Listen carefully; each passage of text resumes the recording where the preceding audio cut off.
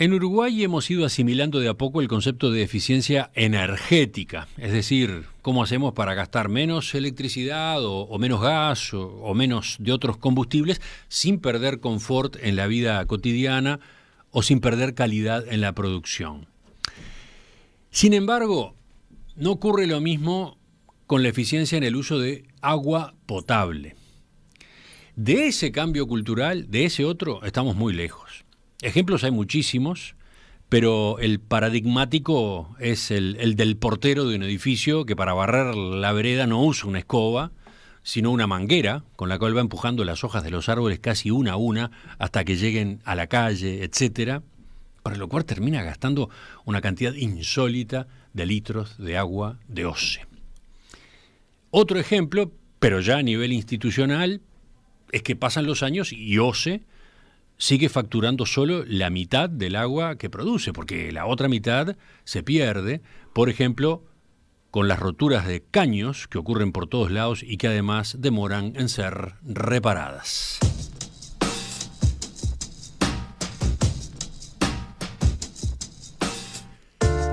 Algo de esta discusión pendiente apareció en estos días a raíz de la sequía que padece el país y que puso en jaque el servicio de OCE en varias zonas del país, obligando a esa empresa a imponer restricciones en el consumo.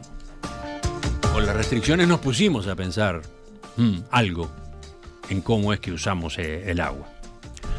Entonces, y más allá del susto de estos días, mirando hacia adelante, en parte la solución pasa por construir nuevas plantas potabilizadoras y represas, sí, pero además, ¿qué tendría que cambiar en las costumbres de cada uno de nosotros, en el día a día, para no desperdiciar un recurso que es escaso y muy valioso? ¿Qué innovaciones son necesarias en el diseño de la instalación sanitaria de casas y apartamentos? ¿Es conveniente una nueva normativa municipal o nacional sobre construcción de viviendas? Ese es el tema, ese es el asunto que les proponemos para nuestra entrevista central de hoy. Y para discutirlo, estamos con el ingeniero Francisco Gross, especializado en abastecimiento de agua potable y saneamiento, director de la empresa C5. Ingeniero Gross, buen día, gracias por acompañarnos. Buen día, Emiliano, buen día a la audiencia, un gusto estar con ustedes. Sí, hemos conversado hace tiempo, ¿no? No sé cuántos años pasaron desde el último reportaje. Exactamente, bueno, pero siempre el tema agua nos une y un gusto de estar pudiendo intercambiar este tema tan interesante con ustedes. Tenemos varios puntos para tratar, pero le propongo que empecemos por, digamos, el nivel doméstico. Pensemos en primer lugar a nivel reducido, a nivel chico, ¿no? ¿Cómo se estructura el gasto de agua potable en una casa?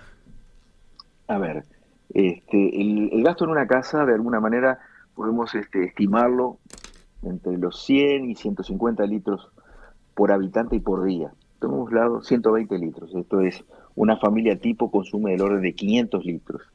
Aquí vale la pena tomar referencia volumétrica de esto, ¿no? 500 litros es un muy buen volumen. El agua, tú hacías referencia a lo que ha sido avances en eficiencia energética, comunicaciones. El agua, por tratarse de un material incompresible, hay que ver que implica toda una logística transportarlo, disponerlo dentro de una casa y a su vez eso es lo que genera las aguas residuales que se vierten al sistema de colecta de saneamiento. Entonces digo, y eso se transporta a velocidades relativamente bajas, velocidades del orden del metro por segundo del paso de hombre. Quiero decir, y eso desde tiempos inmemoriales viene sucediendo así, a diferencia de la energía y las comunicaciones que se trasladan a la velocidad de la luz, una velocidad de 300.000 kilómetros por segundo. Entonces, y casi que inmaterial. Entonces de ahí es toda una problemática distinta hasta para concebirla y para justamente el concepto de uso responsable, digo, poderlo aterrizar. Pero en definitiva, volviendo a tu pregunta, 120 litros por habitante, 500 litros por familia, ¿ah? Y a su vez una distribución en consumos en cuanto a aplicaciones, donde casi que un tercio, del orden de 30 al 40%, corresponde a descargas de cisternas, ¿tá? Otro 30% más bien lo consumen la higiene personal, básicamente duchas. Otro tercio es el lavado, ropa y lavado de vajilla. Entonces ahí tenemos los tres grandes componentes donde estructuramos nuestro consumo, sin contar, dejando fuera de estos 120 litros, lo que pueden ser usos en riego, reposiciones de aguas de piscinas, otros elementos más ajenos dependiendo de la condición de cada caso. ¿Mm? Bien, creo que ahí tenemos unos cuantos datos interesantes que los oyentes deben estar anotando. Me impresiona ese, ¿no? 40% se va en el uso de las cisternas. Exactamente. Bueno. Ahí, Emiliano, tenemos justamente una diferenciación del tipo de diseño de lo que se llama de vaso sanitario. Desde hace ya muchos años viene evolucionando, es decir, el uso de la cisterna de alguna manera es un uso secundario de limpieza del vaso. Entonces, desde hace ya muchos años, los nuevos diseños de inodoros permiten su higienización con volúmenes tan bajos como hasta 4 litros, se llaman los diseños ecológicos. Pero antiguamente, y subsisten en nuestros usos, en nuestras instalaciones, diseños hasta con 14 y 16 litros. Entonces, imagínate, cada descarga 16 litros. Una persona, en función de sus usos higiénicos, por lo menos 4 a 5 descargas por día hace. Entonces, vaya que consumo. ¿Ah? Entonces, ahí hay un patrón de uso en función de un tipo de instalación que afecta significativamente el consumo de agua. Bien, así que 40% aproximadamente en cisternas, 30% higiene personal, 30% en lavados, ¿no? Exacto. Bien, entonces, ¿cómo podemos hacer un empleo más racional del agua que llega a través del servicio de OCE? En estos días y a raíz de la falta de agua, de la sequía y su impacto, el SINAE publicó una guía con recomendaciones. Por ejemplo, en cuanto al lavarropas, solo ponerlo en marcha si tiene la carga completa. Al lavar en una pileta, por ejemplo, platos o vasos, no dejar la canilla abierta inútilmente, cerrarla bien después de que se la emplea. En piscinas, mantener limpia el agua durante todo el año para no tener que llenarlas en verano. No dejar mangueras abiertas en el jardín y si se cuenta con un sistema de riego automático, instalar sensores de lluvia que interrumpan el accionamiento aprovechando las precipitaciones. Y después están las reparaciones.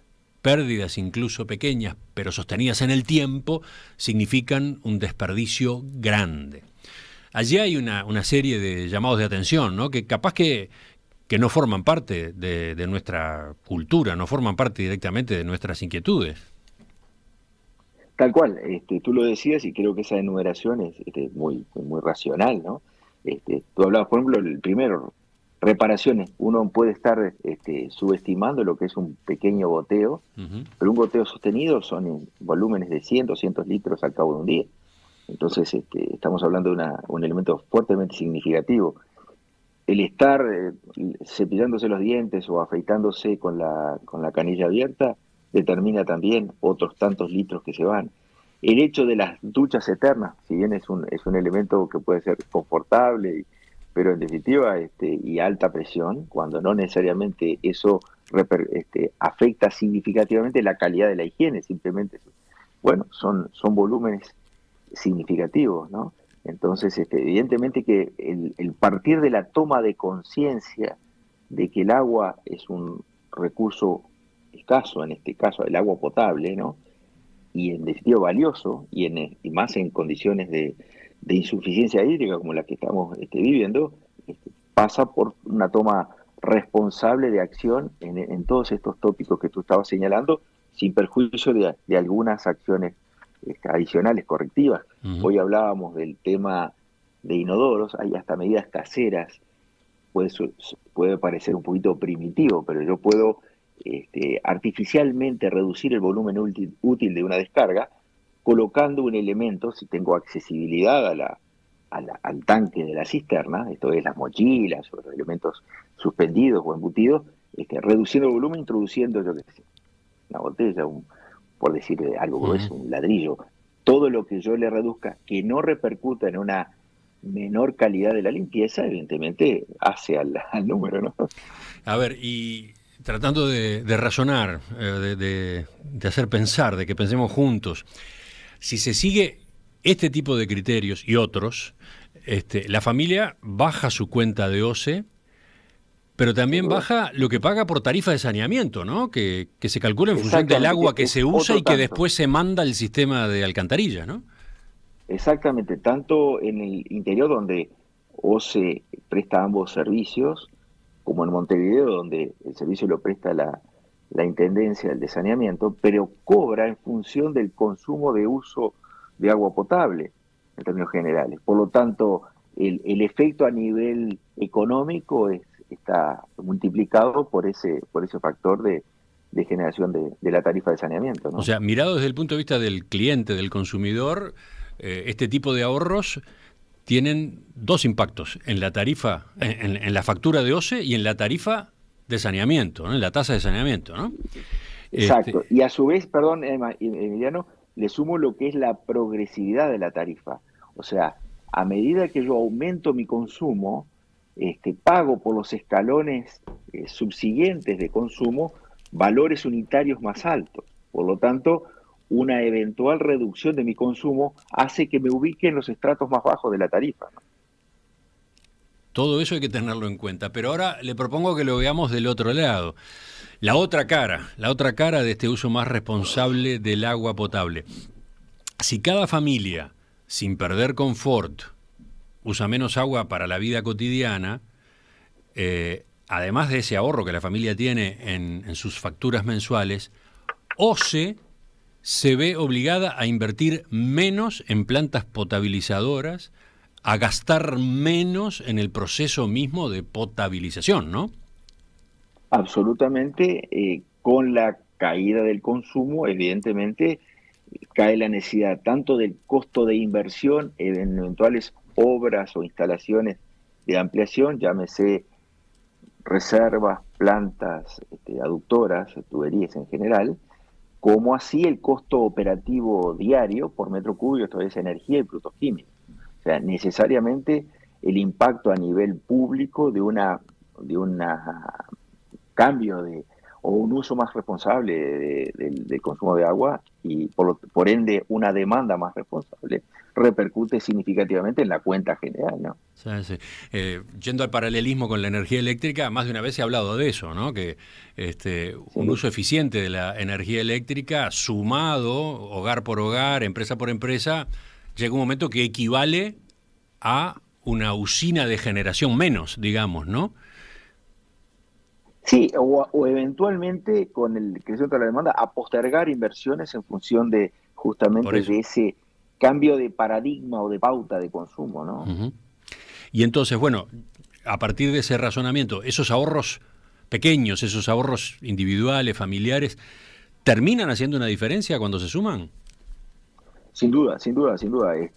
Podemos hablar en función de este cambio de pautas de consumo, de uso más eficiente y racional, de reducciones perfectamente viables del orden de 20 a 30% por el lado del cambio de consumo, sin haber ingresado aún en acciones de reuso, ¿no? Y una reducción de consumos de un 20, un 30% puede significar postergaciones.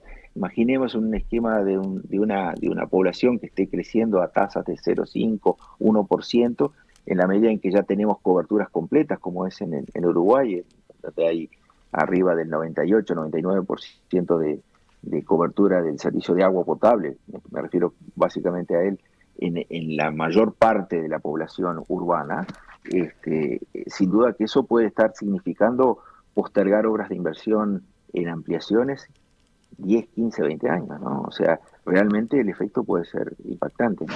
Uh-huh. Y hasta ahora hemos hablado solo de usar menos, ¿no? Sí. De cuidar más cuánta agua empleamos para tal o cual necesidad. Propongo que hagamos una pausa ahora y después veamos eso otro, la posibilidad de reutilizar agua, ¿no? Reutilizar dentro de una casa. ¿Qué agua se puede reutilizar y cómo se puede reutilizar?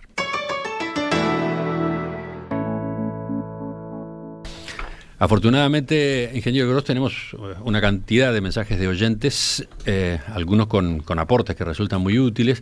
Por ejemplo, Roberto dice: un ahorro de agua en la ducha se logra procediendo de esta manera: mojándose, cerrando la canilla durante el periodo de enjabonado y volviendo a abrirla luego en el enjuague. Ducharse con el grifo abierto de manera permanente implica un gran desperdicio de agua.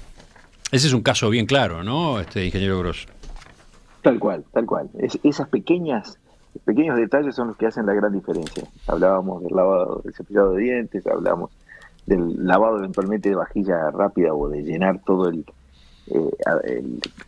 completar toda la carga de un lavarropas, y sin duda la práctica de la ducha. La ducha en sí significa casi que el 30% del consumo. Quienes han viajado o en algunos, hace muchos años en Europa, estaban los hoteles en su momento con 5 minutos de duchero y se cortaba, o sea, entonces realmente hay toda una actitud y una forma de encarar el tema del duchado o de la ducha de forma más eficiente, ¿no? Y es perfectamente, como dice el oyente, es perfectamente compatible con mantener el estándar de higiene, ¿no?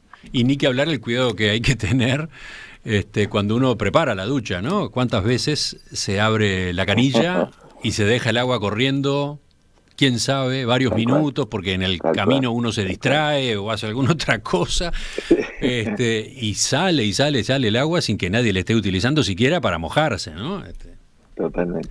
Y ni que hablar de lo que es la presión de la ducha, en el sentido del volumen de agua, el flujo de agua, el caudal de agua unitario, donde evidentemente también nos gusta ese desborde de agua, bueno, ahí. Esos son parte de esos usos exagerados, ¿no? Pregunta Gustavo: ¿cuánta agua consume un lavarropas de 5 kilos por lavado? ¿Cómo puede reutilizarse? Bueno, acá aparece el término reutilización, pero primero, ¿un lavarropas cómo es? Y los lavarropas hay desde 40, 60 litros, son consumos importantes. Si bien cada vez se hacen más eficientes, los propios estándares de diseño de los lavarropas, lavavajillas, procuran lavar con el menor consumo de agua, y de hecho eso lo usan como parte del patrón de venta, como apelando a ese concepto responsable del potencial comprador que valore esa mayor eficiencia del aparato. Pero evidentemente son de todas maneras, por los sucesivos enjuagues y elementos del proceso, un factor importantísimo de consumo, que representa del orden del 30% del consumo diario de una familia, ¿no? Seguimos. Entonces, ahora sí, hablemos de reutilización. Naciones Unidas ha llamado a aumentar la reutilización del agua como una fuente alternativa ante el aumento de la demanda. Allí entramos en lo que se suele llamar aguas grises, ¿no? Ejemplo, el agua que sale de un aparato de aire acondicionado. Ese sería un caso. A ver, por aguas grises podemos diferenciar aguas grises o aguas no amoniacales. Diferenciemos lo que pueden ser justamente aguas de piletas de lavado, ropa o lavabo sanitario y ducheros, por ejemplo, aguas que de alguna manera tienen mínimo muy bajo contenido bacteriológico, ¿no? En función de que no han tenido contacto con orina o heces, ¿no?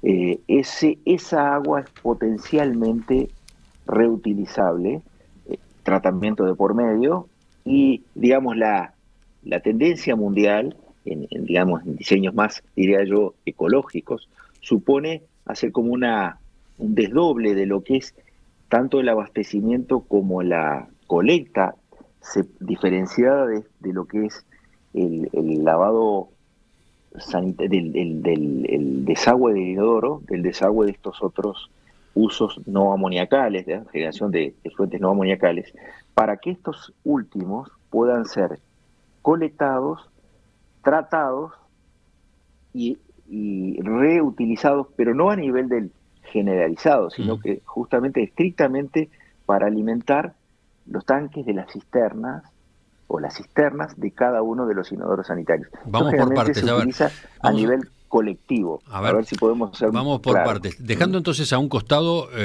el agua de la descarga de un inodoro, dejemos al inodoro aparte. Sí, aparte. El agua de las piletas, por ejemplo, ¿no? De una pileta Sí, de lavado de yo, manos o de cara, separemos. de la pileta de una cocina, el agua de una ducha. ¿Esas son aguas reutilizables? Sí, generalmente la pileta de la cocina también se la separa, por el contenido graso se Bien. la separa. Pero básicamente es duchas, lavado de ropa y lavado del baño, ¿no? Del servicio higiénico. ¿Ah? Esas aguas que son ya las más grises, generalmente tienen o algún contenido jabonoso, básicamente, son potencialmente tratables, son procesos sencillos, físico-químicos y filtrados, ¿tá? A escala, generalmente esto se aplica, y ahora lo vamos a ver, a escala más de viviendas colectivas y o emprendimientos educativos, clubes, o sea, de grandes consumos para de alguna manera darle mayor factibilidad económica al tema. ¿Ah? Y esas aguas, una vez colectadas, tratadas, es un tratamiento muy, muy básico, pero que la deja un agua con un estándar de transparencia inocua desde el punto de vista bacteriológico, es utilizada exclusivamente para ese 30-40% de agua que necesitamos para evacuar nuestras heces en los inodoros. ¿Ah? O eventualmente para riego también. O eventualmente riego, a lo que se suma la posibilidad de utilizar aguas de lluvias. ¿Ah? Eso, por ejemplo, hay legislaciones muy bien orientadas y prácticas ya bastante adelantadas en algunos estados de Brasil, por hablar a nivel regional, ¿no? Quienes están eventualmente más evolucionados en la práctica, en disponer del tipo de instalaciones a nivel comercial y tener una normativa que regule tanto la condición de edilicia cuanto la calidad del agua que se reutiliza. Usted nos había hecho llegar un gráfico que muestra un edificio en el cual justamente se han previsto ese tipo de instalaciones, o se muestra cómo funcionarían, de qué manera operarían esas instalaciones. Vamos a ponerlo en pantalla ahora para que quienes están siguiendo nuestra emisión en video lo observen. De modo entonces, a ver, pasando el limpio, el agua que sale de una ducha, el agua que sale de una pileta de lavado de ropa o de un lavarropas, esa agua con un tratamiento sencillo puede ser utilizada. Se le saca básicamente el jabón, el contenido jabonoso, decía usted. Exactamente. Eso es fácilmente coagulable en las fisuras de jabón, detergentes. ¿Ah? Es un tratamiento así y es filtrado, el agua queda transparente. ¿Ah? Y entonces se puede emplear para las cisternas y también para riego, decía. Exactamente, y para riegos. Sí. Exactamente. Son usos que no implican un riesgo, que están totalmente tolerados dentro de lo que es un uso seguro.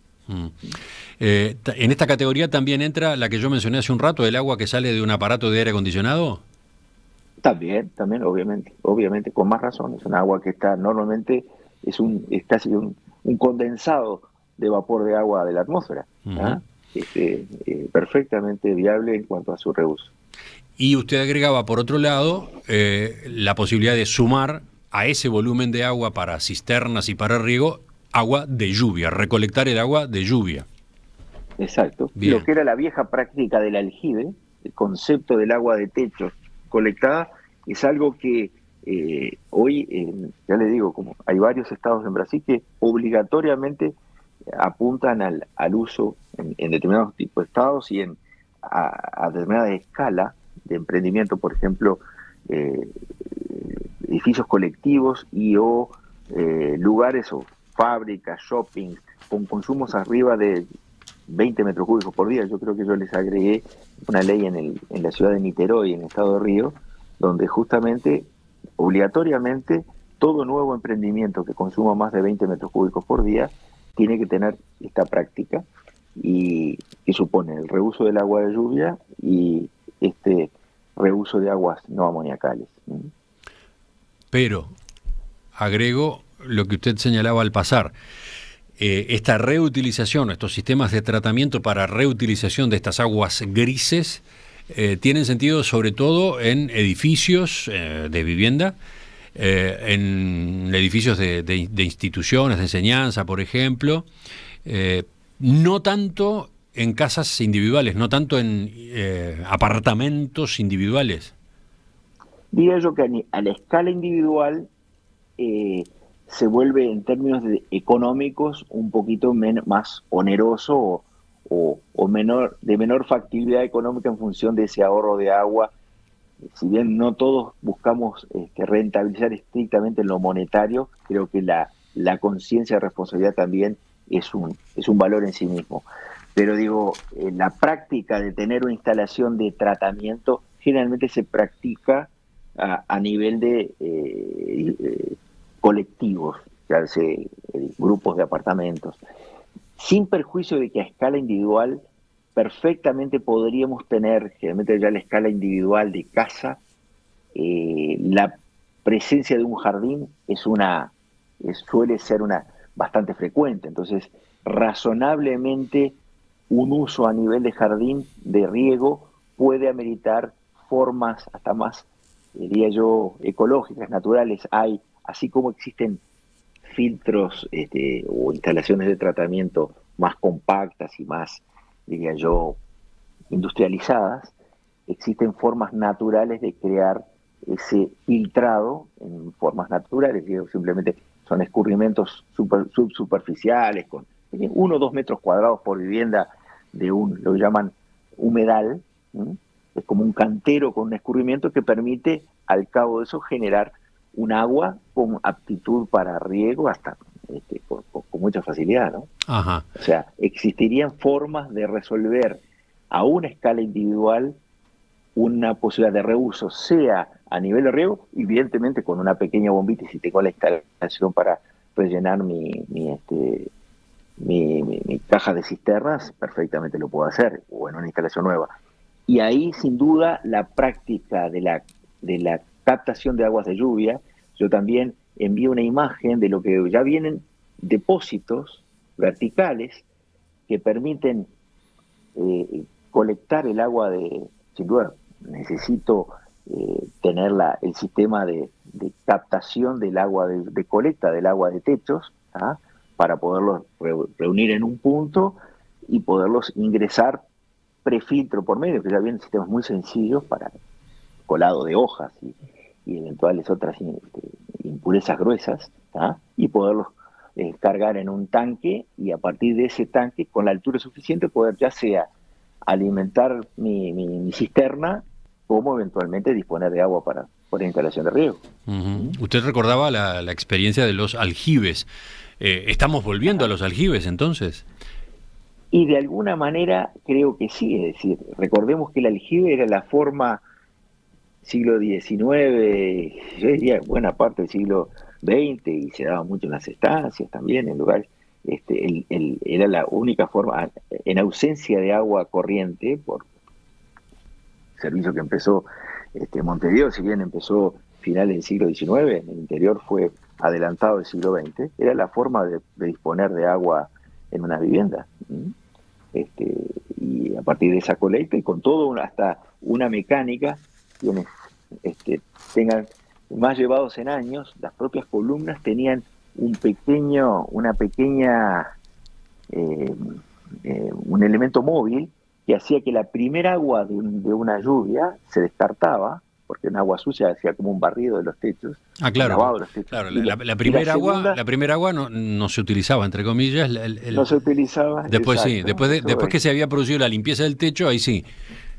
Eso iba al aljibe, que es un elemento impermeable, debidamente aislado, que daba todas las garantías.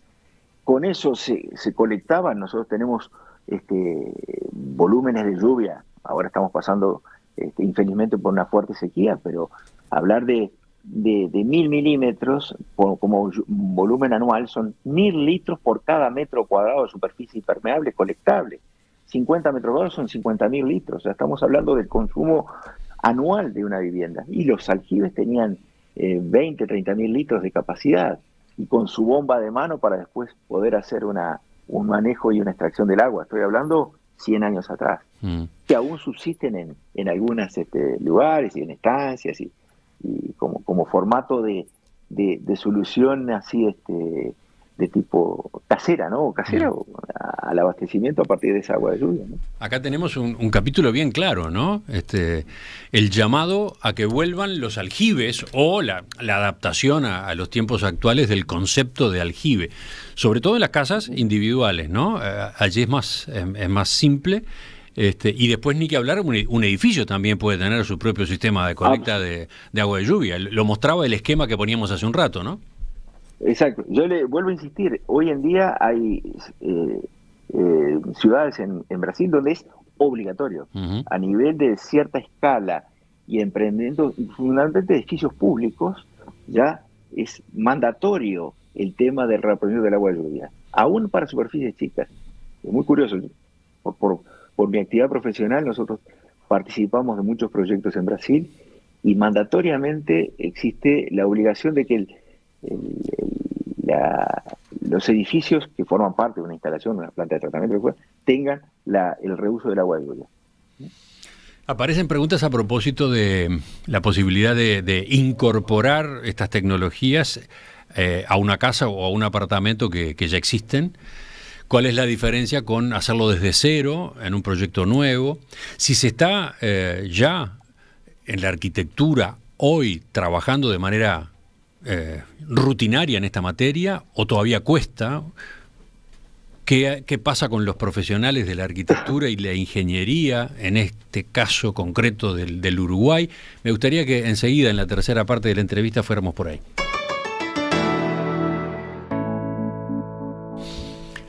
Uso eficiente del agua potable.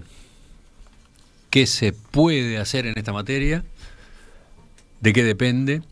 Ese es el tema que estamos tratando esta mañana en la entrevista central. Para eso nos acompaña el ingeniero Francisco Gross, especializado en abastecimiento de agua potable y saneamiento, director de la empresa CEINCO. Ingeniero Gross, tengo no sabe qué cantidad de mensajes, cantidad de testimonios por un lado y de dudas o consultas por otro. Ejemplo, Graciela dice: acá en el campo hacemos uso responsable del agua.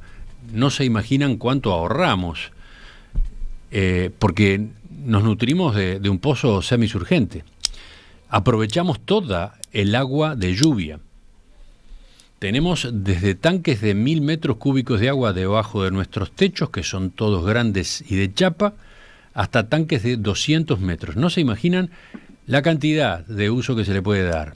Utilizamos esa agua para regar plantas, para lavar pisos, para lavar ropa, especialmente blanca, que queda nívea, para el inodoro, en fin. En lo personal, siempre tengo agua de lluvia, porque aunque no llueva mucho, por poquito que sea, el sistema de caños y tanques, que no es de difícil colocación, nos asegura la existencia de agua. Acá tenemos a alguien completamente compenetrada de esta filosofía y de esta cultura, ¿no? Genial, la verdad que es admirable y efectivamente tú mencionas la palabra clave, es cultura, es una forma de incorporar esta práctica responsable en nuestra vida cotidiana. En definitiva, el agua es un elemento que nos acompaña en todo momento y que a veces menospreciamos, salvo que cuando nos falta. Y el uso, así como la oyente lo indica, me parece que es una práctica, es una referencia. Y que a su vez viene de una cultura de mucho tiempo. O sea, realmente ese tipo de práctica no es una novedad, ni es un artilugio tecnológico fenomenal, simplemente es un poco de sentido común. Lo que acompaño que hoy existen los elementos prácticos, comerciales para poder hacerlo, ¿no? Dice otro oyente, Daniel, que estos sistemas de reutilización del agua no se emplean mucho porque implican inversiones y costos de energía eléctrica que superan lo relativo al gasto de agua. ¿Cómo es esto? A ver, entiendo que allí eventualmente el oyente está mencionando el único que es una bomba que reeleva. Estoy hablando de una instalación, por ejemplo, colectiva, un edificio vertical, donde eventualmente tengamos que tener un tanque de agua recuperada para alimentar toda la columna de inodoros. Ahora, si el oyente hace la cuenta de cuánto es el costo energético de producto de esa bomba que reeleva el líquido y cuánto ahorra de la cuenta de agua, seguramente va a verificar que es altamente redituable. Lo invito a hacer las cuentas, ¿no? Entiendo yo que el consumo energético derivado de esta práctica, donde en el tratamiento es mínimo el consumo energético, sí lo sería a nivel de la vuelta a elevarlo, pero ese consumo energético en términos relativos no es significativo en relación al costo, al ahorro por menor consumo de agua, que hoy repasábamos al inicio, ¿no? Después hay otros argumentos. Marcos dice que el agua dulce de lluvia es la mejor para lavar el cabello, por ejemplo. O están los otros que señalan el absurdo al que nos hemos acostumbrado de utilizar agua potabilizada, agua que viene en las cañerías de OCE, para regar el pasto, por ejemplo, ¿no? Absolutamente. Creo que lo interesante es que todos estamos oyendo, toda la audiencia estamos coincidiendo en este uso responsable, y sin duda lo que tú indicas es el estándar de calidad de agua potable está fuertemente condicionado por su seguridad para su consumo en términos de bebida, ¿ah?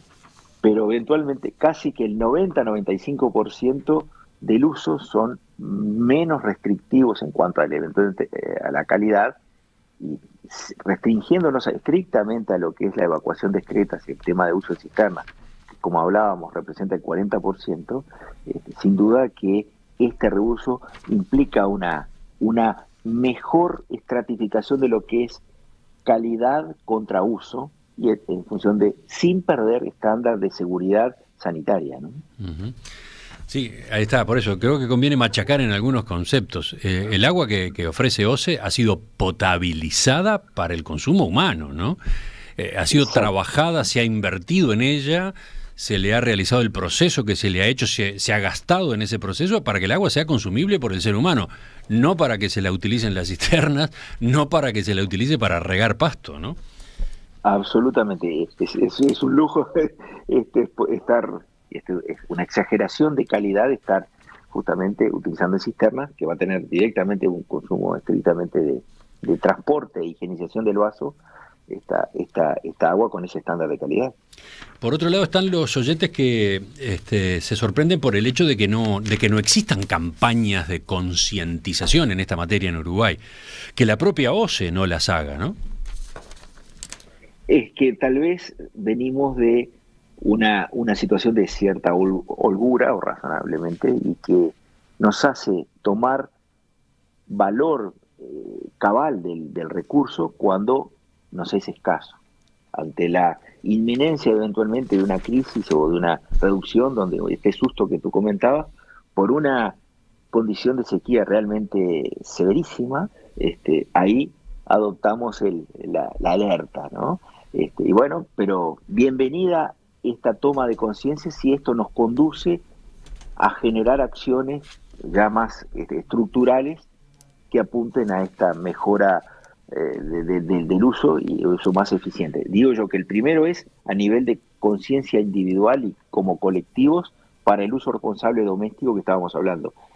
Y tú inducías en el final del segundo bloque a qué se puede hacer a nivel de acciones de reuso, y tal vez sea el motivo de la continuidad de esta charla. Pero digo, sin duda, creo que a nivel de los distintos actores públicos que gobiernan lo que hace a las mejores prácticas aplicadas en las nuevas edificaciones o aún en las existentes, ¿cómo podemos apuntar a ese uso responsable, ¿no? Sí. A ese uso responsable y a instalaciones que impliquen un reuso y una reducción de consumos.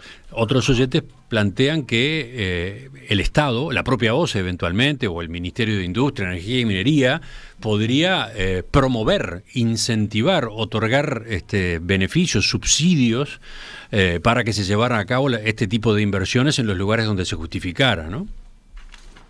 Sin duda, estímulos y normativas que ambienten la aplicación de tecnologías de reuso y uso eficiente. Sin duda, implícitamente, la progresividad de la tarifa de OCE debería apuntarnos a tener ese estímulo implícito, por lo que hablábamos al principio. Pero voy a lo que puedan ser prácticas en nuevas edificaciones o aún en existentes, como la normativa, por ejemplo, del digesto municipal puede ambientar al diseño de instalaciones desagüe sanitario y de abastecimiento interno diferenciado, que admita esta condición de reuso. Eso, tengo entendido, todavía está, si bien me consta que existe una voluntad y una apreciación a nivel de los distintos actores profesionales de que el mundo va por este camino, tenemos que aterrizarlo en normativas que lo amparen y le den cabida. Cuando no, y voy al ejemplo inclusive yo envié una ley del Estado, la ley municipal, cuando no lo transforman en obligatorio, al tema del reuso de agua de lluvia y el reuso de aguas grises, ¿no? Dos preguntas ahí y ya terminamos. Entre los profesionales de la arquitectura y la ingeniería está extendida esta inquietud. Los proyectos nuevos hoy, los proyectos de edificios o de casas individuales, ¿todos incluyen formas de uso eficiente del agua potable o no? Yo diría que no es una práctica generalizada, por más que me consta que es un ánimo, y si hoy tuviéramos de alguna manera una reunión de técnicos, sería casi que unánime la voluntad de emprender en esta línea. Yo entiendo que existen, tanto a nivel de los colectivos gremiales de profesionales, como a nivel digamos, de autoridades municipales y nacionales, debería haber directamente una pauta de evolucionar en un tiempo corto a definir, por ejemplo, una norma de calidad de agua reuso, un criterio y eventualmente en los digestos municipales, un capítulo de condiciones que deben cumplir una red de agua con este esquema diferenciado. A ver, eventualmente con los estímulos debidos. Yo no soy muy del prohibir, pero sí de orientar el diseño, primeramente hasta para ampararlo. Me consta que hay, en base al el tema de reaguas de lluvia, riegos, esto es no colida con la normativa actual, pero ya formas que impliquen separar aguas, abastecimiento a inodoros con aguas reutilizadas con niveles de tratamiento, entiendo que hay lagunas en lo que hace a la normativa que no nos están permitiendo definir un estándar para poder aplicar en forma sistemática y con la seguridad debida este tipo de prácticas a nivel de diseño de nuevas instalaciones. Hay oyentes que proponen que esta práctica se vuelva ya obligatoria para edificios públicos, que se empiece por ahí, por lo menos, que el propio Estado construya de ahora en adelante de esta manera. Bien, yo mencionaba, en la ciudad de San Pablo, la prefectura de San Pablo tiene esta condición ya mandatoria, y yo por ahí quedó colgada la ley de Niterói, lo tomé como una referencia. Lo tiene después el estado de Río a nivel general, de Río de Janeiro, pero la ciudad de Niterói, una ciudad importante, más de 1,5 millones de habitantes, lo tiene, y está el texto que creo que queda a disposición de los oyentes, ¿no? Para terminar, simplemente para no dejarlo afuera, aunque no es estrictamente el tema que estamos hablando, está el gran problema que arrastra la propia OCE, ¿no? Pierde el 50% del agua que produce, por roturas, por problemas de mantenimiento. Desde afuera, ¿qué dice usted a propósito de esta anomalía que se mantiene y no se ataca y sigue siendo un lastre? A ver, sin duda que es una necesidad imperiosa la mejora sistemática de lo que es la eficiencia o la reducción de los niveles de ineficiencia a niveles factibles. Tú mencionabas, hoy lo que llama el indicador es agua no contabilizada o agua no facturada, representa casi el 50% del total de agua que ingresa al sistema. Descontemos lo que pueden ser agua consumida no facturada, ahí están los robos, dificultades con los medidores, bueno, pero hay del orden de un 35 a 40% de lo agua que ingresa al sistema que efectivamente es pérdida física, agua que no llega al consumidor ni es consumida y se pierde por el camino. Ahí es donde me consta o se tiene una práctica, pero lo que está aplicando hasta el momento apenas le da para equilibrar la tasa de deterioro del sistema. Si no hiciera, las pérdidas aumentarían. lo que es necesario es una inversión y una acción creciente que permita ganarle a la tasa de deterioro de los sistemas. Y en este sentido, me consta, los técnicos de OCE conocen la forma de cómo resolver, no es una utopía, ni es una caja negra de conocimiento tecnológico descabellado, digamos, son una serie de prácticas sistemáticas que suponen justamente hacer balances por regiones, poder hacer detecciones tempranas de fugas visibles y no visibles, reparaciones en tiempo, sustitución de tuberías obsoletas que tiene una tasa de rotura muy frecuente. Todo eso es mapeable y me consta que OCE en alguna medida lo hace, pero el tema es que implica aumentar la densidad de intervenciones en el tiempo y para justamente comenzar a ganarle la carrera a lo que es el deterioro. El sistema de distribución de agua es un sistema muy dinámico. Estamos con una red que tiene muchos años en buenas partes de la ciudad, del caso de Montevideo, ¿no? Y buenas partes del interior, con materiales en algunos casos que han superado su vida útil.